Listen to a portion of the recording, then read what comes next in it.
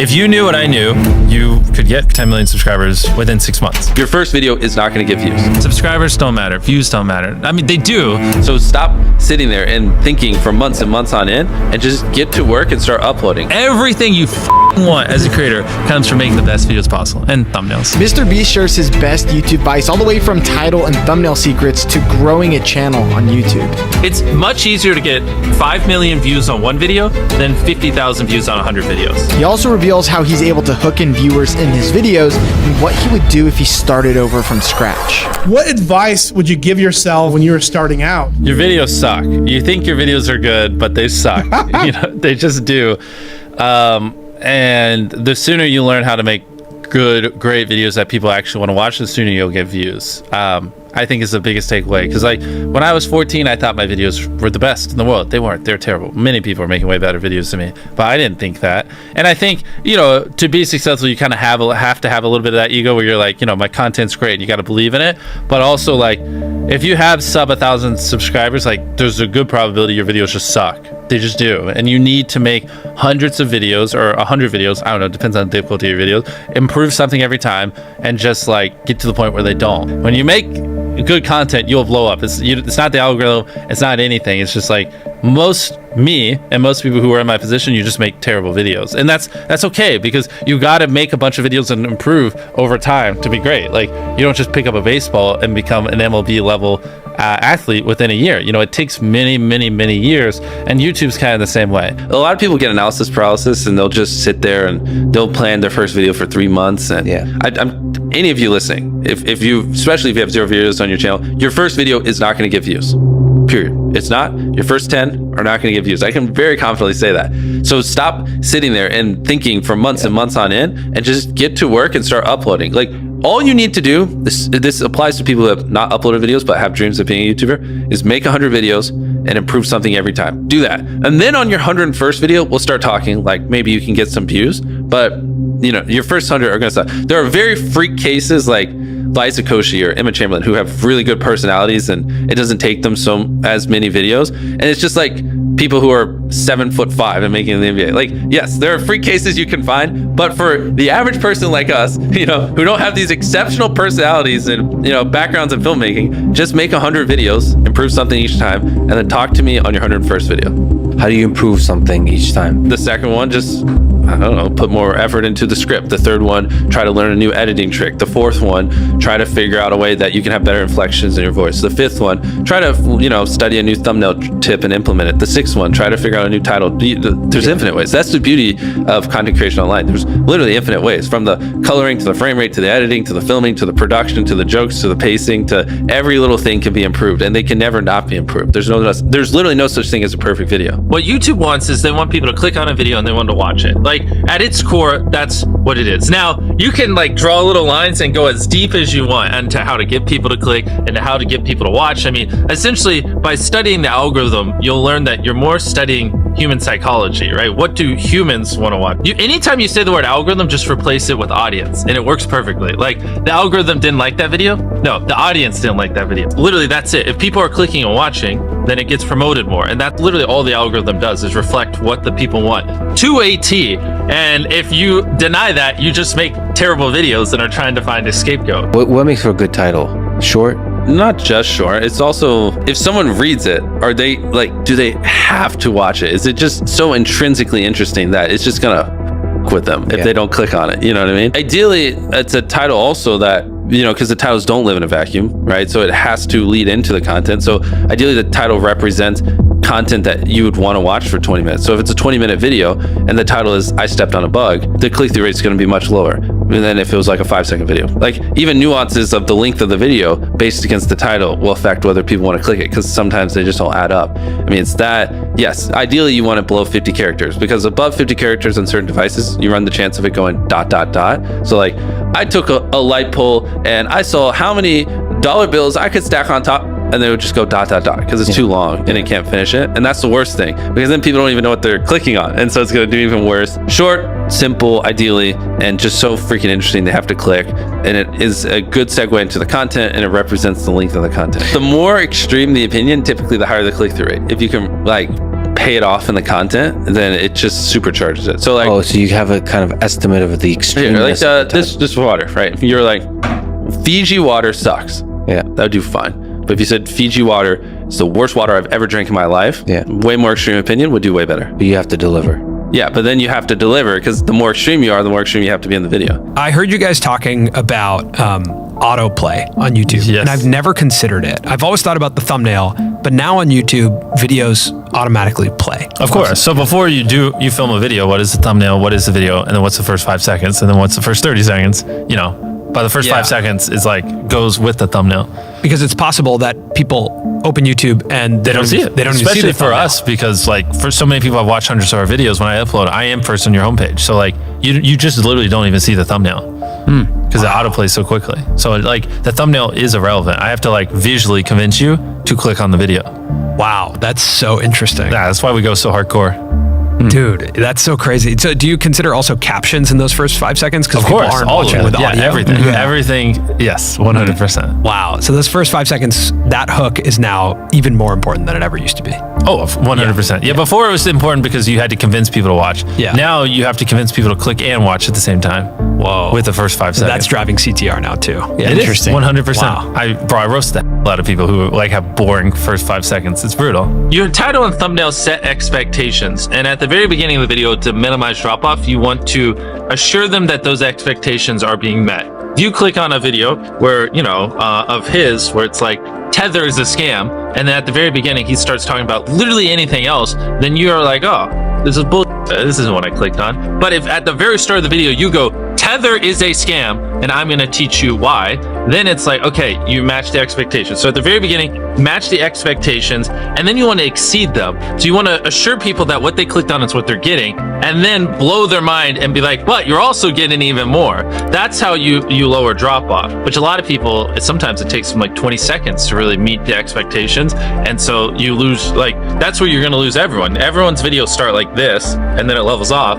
So you want to reduce the amount of people that click off on the audience retention graph. I hope you're popping up graphs while I'm saying this, so it's easier for people to visualize. We really should drill this home, because like the number one thing is like retaining as many people as possible at the start. Because like envision a chart where you lose 35% of your viewers in the first 30 seconds, and then envision one where you only lose 20%. That's 15% more people that are watching, throughout the video than not. And it's not like you made the whole video like a bunch better. You just had a more strategic intro that hooked them. I'm struggling to put this into words and like to really impose how important that is, but like that 15% difference in viewership really does make the difference between hypothetically like 2 million views on a video and like 10 in my head. The thing people undervalue the most is literally the first 10 seconds of the video. Like, yeah, I think I can quote it. I tied up an FBI agent and I have $100,000 in this bag. Here's a knife. Good luck. And I just run away. Yeah. Like, it gives you everything you need. Yeah. No wasted words, short, concise, and then tension. You basically want to remove every dull moment. You probably want to find the 10 most critical people you know, make them watch the video and just roast it. Certain things like if I just talk to a camera for 10 seconds without a cut, like a lot of people will just like get bored or they'll lose interest. So like having a B cam and a C cam, and you can just talk for 10 seconds, but 3 seconds in cutting to a B cam and then a C cam, like now it's more interesting, even though it's essentially the same thing and not that crazy. But you want to have good pacing. Typically having a payoff at the end keeps them, right? Last leave circle wins 10 grand. If there is a low moment halfway through, you're going to watch to the end because you want to see who wins the 10 grand. So having a good payoff at the end. How do you keep viewers watching and, happy with the video? I would say just give them why they clicked, tell them why they should watch, and then just stick on topic. Like that right there isn't even super complex, but that would already put you in the upper echelon of YouTube. It's hard for a lot of people. People, for whatever reason, like to just drag it out. A lot of vlog channels do it. It's like eating $100 ice cream, and they'll be like, I'm gonna eat $100 ice cream. But first, and then it's like earlier in the day, and it's just stuff that has nothing to do with what you clicked on. It's like them birthday shopping for their mom, and it's like that's not why I came here. Now, if you're looking to grow your YouTube channel, I gotta tell you about this before we get into the rest of Mr. Beast Genius Advice. And that is that we at Think Media are doing a free YouTube challenge to help you grow your first 1,000 subscribers on YouTube or make your first $1,000 on YouTube. To sign up for free, all you have to do is go to tube1kchallenge.com or check out the link down in our description. During this free challenge, Sean Cannell, the founder of Think Media, is going to be showing showing you guys how to grow your YouTube channels and make money online with YouTube. So click on the link to sign up today or to check out when our next challenge is going to be. Okay, let's get back into the video. What's interesting is the longer people watch something, the more likely they are to keep watching. So you don't have to try as hard in the hypothetically back half of a video as you do in the front. Like even right now, we're so deep into this where a lot of people listening are probably just going to keep listening relatively close to the end unless we just have a really boring part of this conversation because they're just in it. They're immersed. And so a big, like, to really boil it down to a simple level, you just want to get people where they're immersed in the content and then just kind of hold them there. The thing is, it's all knowledge. It really is. And like every time I say this, people debate it to the end of time on Twitter, but I don't care. Like I could start a new channel tomorrow with not using my face or my voice, like without ever promoting it, and in 6 months have 20 million subscribers. I just could. Yeah. It's purely knowledge. Like if you knew what I knew, you could get 10 million views a video and you could get 10 million subscribers no matter where you are right now within 6 months. It really is just knowledge. And I can already tell you 90% of the people watching, they don't agree with that. They don't. And everyone has excuses and they're always like, nah, YouTube just doesn't work like that, Jimmy. You don't understand. But I mentor a lot of people. I see it even to this day. I still see it all the time. It is possible. It is simply knowledge. And the second you accept that it is knowledge and you start your, for me, 10,000 day journey of learning, for you, whatever it is, if you want to be less hardcore, but, and like actually figuring out, you know, what makes a good video, what does my audience want, how can I elevate, and then you take that knowledge and you just assume that I will never understand what the perfect video is, and every single day I just need to be devoted to learning as much as possible and improving as much as possible, and I got to improve every video as much as I can. Then there you go. There are tons of viral ideas that people can do that don't require money. It does not require money to go viral. Like at one point, one of my most viewed videos was like spending 24 hours in a desert. We just grabbed a tent, some stuff, and we went in the desert. And it got like 60, 70 million views. I have so many videos where we spent hardly any money, like the no food one, or I'd have to pull up the channel and go through it, that have gotten tens of millions of views, and they would have gotten 10 plus million views even on a small channel. So people who say, oh, well, I could be Mr. Beast if I had money. Well, A, I didn't start off with money. I was poor. I had no money, and it took me like 7 years just to buy a camera, saving up from YouTube. And B, some of our most viewed videos, literally, like anyone could do. The best way to get views, in my opinion, I think it's better to really focus on quality if you're a very small YouTuber, and you can upload a video a day and like all the videos be average, and like none of those videos will really stand out. None of it's like epic enough where like the algorithm's gonna go, oh, this video is good, like we need to spread it. I feel like a lot of small YouTubers, they just post like videos that aren't bad, but they're not great, and they just do that, and none of them ever pop off, so they never get an audience. Where it might be better to, like, you know, upload half or a third or even like a fifth of the videos, but make the videos you upload so freaking good that like the algorithm has to promote it, and that, you know, it has to find audiences for it because it's such an interesting and good video. When you like set a consistent schedule and you're constantly having to upload videos that aren't as good as you'd like because you got to hit, oh, this Monday I said I'd upload every Monday, you know, like that's a dangerous trap, because then, you know, the viewers notice that the quality isn't as good and it makes them less likely to watch, and I think it hurts your longevity. A lot of times people, oh boy, it's like they think their videos are better than they are, honestly, and tell them, Jimmy, tell them. I mean, they do, and you have to that, and they have horrible friend groups, because you really are like the type of YouTubers you hang around, and so like a lot of times I'm just like, what you're saying is wrong. Who told you this? They're like, oh, this guy, and it's like, well, they're wrong. It's not true. There's no such thing as a perfect video. Like, someone should always call you and it on your video, because it could be better. Like, that's because imagine if someone does that every video and you upload hundreds, if not 1,000 videos over the next 10 years, and every single time someone's critiquing you and you're applying what they're critiquing. Like, imagine the compound effect over that time span. It's invaluable. People think it's like, oh, well, it's all like CTR and stuff like that, but a big thing that everyone underestimates is it's what was your experience with your last video. If people loved the last video of yours that they watched, they're more likely to watch your next one. For the YouTubers watching this, when people watch your video, they go, okay, that was good, but like that's enough of you for the day. Like it was all right? Whereas what you want is them to go, holy crap, that was crazy. Oh my god, what's that? Holy crap, that was crazy. Oh my god. And they watch 10 videos. That's what you're going for, that data can't describe. And like, I've never heard anyone talk about that, but that is it. That's how you get these high view counts because people watch 10 videos, not one, you know? It's okay to draw inspiration from me, but just don't do what I do to a T. It's not like $1 versus blank. I'm the first person to do it. But I just, you know, saw that format and I was just like, how can I do that 100 times better? Right. How can I put 100 times more creativity into it? How can I level up the editing by 100 times? How can I spend 100, blah, blah, blah. And that's always my mindset. How can I, like, if I get inspired by something, how can I do that but 100 times better and make it my own? Whereas a lot of people are just like, oh, Mr. Beast did that.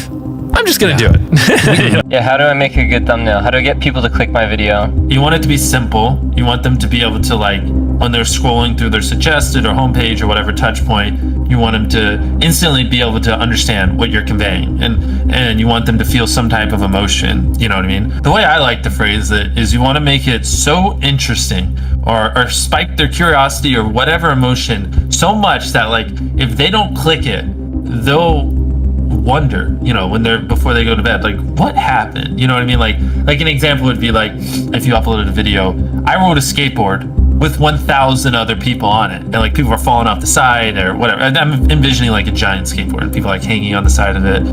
Maybe it's like about to go off a big ramp. If you don't click that, you're gonna like be so curious. It's gonna be on your mind, you know? Later in the day when you're daydreaming, you're gonna think like, what happened? What happened to those 1,000 people on that skateboard? That's kind of the mindset I think you should have when making thumbnails. How often do you change a thumbnail on a video? Is that something, do you usually just stick with one or you try different ones? Well, I think we get better at making thumbnails every year. So it's more, when I upload a thumbnail, I usually think it's good and I don't change it most of the time. But what happens is like 3 years later, I look back and I'm like, oh, that's a horrible thumbnail. And so it's usually like every 2 years we just go back and update a lot of our older thumbnails just because they're terrible. Just with like the new knowledge we have and what we've learned. And funny enough, that actually usually does help quite a bit when we update the thumbnails on old videos. They usually do see a little bit of an uptick because they're just, you know, if we take an old thumbnail where it's like seeing if whatever, like 100,000 magnets can stop a car, and it just looks terrible. And then with the new stuff, I know we zoom in a little bit so it's a little more visible and make things look better. Then magically it starts doing a little bit better because now people actually understand what it is because I'm not as much of an idiot anymore. In 10 years, YouTube's going to be bigger than television ever was for culture in America, at least, in my opinion. And so I think a lot of people underestimate that, and I don't think people really understand just how, like, to be one of the top creators on the biggest social media platform, and that will also be the biggest in 10 years during that whole time, like the amount of value and how crazy that is. Like, you don't need a network, you don't need you know, to go through people. You just are. You can do whatever you want, and you can influence people how you want. It's just wild. It's mind-blowing, and you can leverage that to build businesses or, you know, like do things like Beast Philanthropy or whatever. I think like people don't realize just how much influence the top YouTube channels have. No one's ever going to do what I do better than me. Like, it's just not, it's not even humanly possible. Like, I reinvest every penny I make. I work every hour I'm awake. I devote every atom in my brain to solving this. I hire the best people on the planet.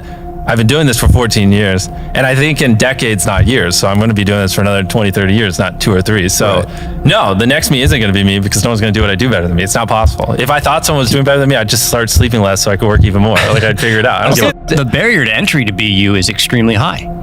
Right? Especially where you're at. It's just because I'm all in. I'm crazy. Like, people shouldn't be me. I don't have a life. I don't have work-life balance. My personality, my soul, my being is making the best videos possible, entertaining my fans as best as I can. Like, that is what exists on this planet. And I don't recommend it. You know what I mean? Like, you should have work-life balance. You should not devote your entire life to this one thing. Like, go have fun. Like, you know, I'm miserable a lot of times. I have a mental breakdown every other week because I push myself so hard. Like, I don't recommend it, you know. What do you think gets us to 1 million subscribers? Well, subscribers is an arbitrary number. Okay, so a million views a video. No, you should ask me what helps us make the best videos possible. That's the only question you should ask me. Subscribers don't matter. Views don't matter. I mean, they do, but all that comes. Everything you want as a creator comes from making the best videos possible and thumbnails. But it's easier to, you know, make thumbnails. The video part's the hard part, and that's the thing that you're known for. Ask, how can I make my videos better? Do that every single day for years, and then you'll probably get views.